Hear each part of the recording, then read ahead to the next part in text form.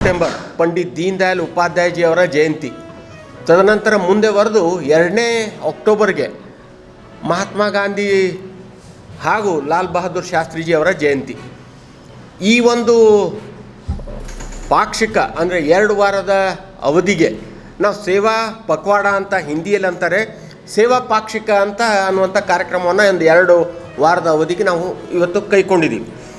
ಇದರಲ್ಲಿ ಒಂದೇ ಯಾಕೆ ಈ ಜಯಂತ್ಯೋತ್ಸವಗಳನ್ನು ನಾವು ನಮ್ಮ ಆದರಣೀಯರ ನಮ್ಮ ಹೆಮ್ಮೆಯ ಮತ್ತು ಗೌರವಕ್ಕೆ ಪಾತ್ರ ಆದಂಥವ್ರಿಗೆ ನಾವು ಯಾಕೆ ಮಾಡ್ತಾಯಿದ್ದೀವಪ್ಪ ಅಂತಂದರೆ, ಇವತ್ತು ಮಾನ್ಯ ಮೋದಿಜಿಯವರು ಒಬ್ಬ ಸಾಮಾನ್ಯ ಕುಟುಂಬದಿಂದ ಬಂದಂಥ ಪ್ರಧಾನಮಂತ್ರಿ ಇವತ್ತು ದೇಶದ ಚುಕ್ಕಾಣಿಯನ್ನು ಹಿಡಿದಾದ ಮೇಲೆ ನಾನು ಬಹಳಷ್ಟು ಪಟ್ಟಿ ಮಾಡಿ ಟೈಮ್ ತೆಗೆದುಕೊಳ್ಳಕ್ಕೆ ಹೋಗಲ್ಲ, ಅವ್ರು ಏನೇನು ಸಾಧನೆಗಳನ್ನು ಮಾಡಿದ್ದಾರೆ.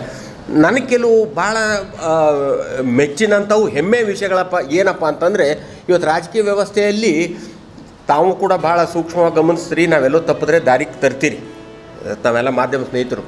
ಇವತ್ತು ಮಾನ್ಯ ಮೋದಿಜಿಯವರು ಈ ದೇಶ ಕಂಡಂಥ ಹಲವಾರು ಶ್ರದ್ಧೆಯ ಭಕ್ತಿಯ ಕೇಂದ್ರಗಳನ್ನು, ಹಲವಾರು ಶತಮಾನಗಳಿಂದ ಇದ್ದಂಥ ಸಮಸ್ಯೆಗಳನ್ನು ಮತ್ತು ನಮ್ಮ ಸರ್ದಾರ್ ಪಟೇಲ್ ಅವರಿಗೆ, ಸರ್ದಾರ್ ಪಟೇಲ್ ಅವರಿಗೆ, ಉಕ್ಕಿನ ಮನುಷ್ಯ ಸರ್ದಾರ್ ಪಟೇಲ್ ಅವರಿಗೆ, ಉಕ್ಕಿನ ಮನುಷ್ಯ ಸರ್ದಾರ್ ಪಟೇಲ್ ಅವರಿಗೆ.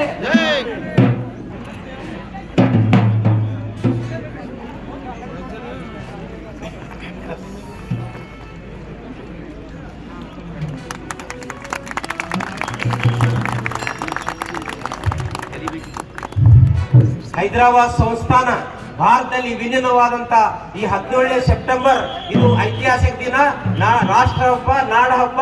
ಈ ಒಂದು ಐತಿಹಾಸಿಕ ದಿನದಂದು ಸನ್ಮಾನ್ಯ ಮುಖ್ಯಮಂತ್ರಿ, ಕ್ರಿಯಾಶೀಲ ಮುಖ್ಯಮಂತ್ರಿ, ಕಲ್ಯಾಣ ಕರ್ನಾಟಕ ಪ್ರದೇಶಕ್ಕೆ ಪ್ರತ್ಯೇಕ ಸಚಿವಾಲಯ ಕೊಟ್ಟಂತ ಮುಖ್ಯಮಂತ್ರಿ, ಕೃಷ್ಣಾ ಯೋಜನೆ ಬಗ್ಗೆ ದಿಟ್ಟ ನಿರ್ಧಾರ ತೆಗೆದುಕೊಂಡ ಮುಖ್ಯಮಂತ್ರಿ ಅವರು ಇವತ್ತಿನ ದಿವಸ ಈ ಐತಿಹಾಸಿಕ 17ನೇ ಸೆಪ್ಟೆಂಬರ್ ಈಗ 2025 ನಾನು ಮಹತ್ವವಾದ ದಿನ. ಈ ಸಂದರ್ಭದಲ್ಲಿ ಸರ್ದಾರ್ ಪಟೇಲ್ ಅವರಿಗೆ ಅವರು ಮಾಲಾರ್ಪಣೆ ಮಾಡಿ ಗೌರವ ಸಲ್ಲಿಸಿದ್ದಾರೆ. ಅದಕ್ಕೆ ಎಲ್ಲರೂ ಇವತ್ತಿನ ದಿವಸ ಮುಖ್ಯಮಂತ್ರಿ ಸೇರ್ಕೊಂಡು ಎಲ್ಲರೂ ನಾವಿನ ಸರ್ದಾರ್ ಪಟೇಲ್ ಅವರಿಗೆ ನಮನ ಸಲ್ಲಿಸಿದ್ದೀವಿ. ಸರ್ದಾರ್ ಪಟೇಲ್ ಅವರಿಗೆ, ಸರ್ದಾರ್ ಪಟೇಲ್ ಅವರಿಗೆ, ಸರ್ದಾರ್ ಪಟೇಲ್ ಅವರಿಗೆ, ಡಾಕ್ಟರ್ ಬಾಬಾ ಸಾಹೇಬ್ ಅಂಬೇಡ್ಕರ್ ಅವರಿಗೆ. ಬಂಧುಗಳೇ, ಈಗ ಮುಖ್ಯಮಂತ್ರಿ ಅವರು ಸರ್ದಾರ್ ಪಟೇಲ್ ಅವರ ಪ್ರತಿಮೆಗೆ ಮಾಲಾರ್ಪಣೆ ಮಾಡಿದ್ದಾರೆ. ಈ ತಾನೇ ನಾ ಹೇಳಿದಂತೆ ಕೆಳಗ ಸರ್ದಾರ್ ಪಟೇಲ್ ಅವರ ಭಾವಚಿತ್ರ ಇದೆ, ಅಲ್ಲಿ ಎಲ್ಲರೂ ನಿಂತು ಒಂದು ಫೋಟೋ ಸೆಷನ್ ಆಗಬೇಕು ಎಲ್ಲ ಮಂತ್ರಿ ಅಂತ ನಾವು ವಿನಂತಿ ಮಾಡ್ತೀವಿ.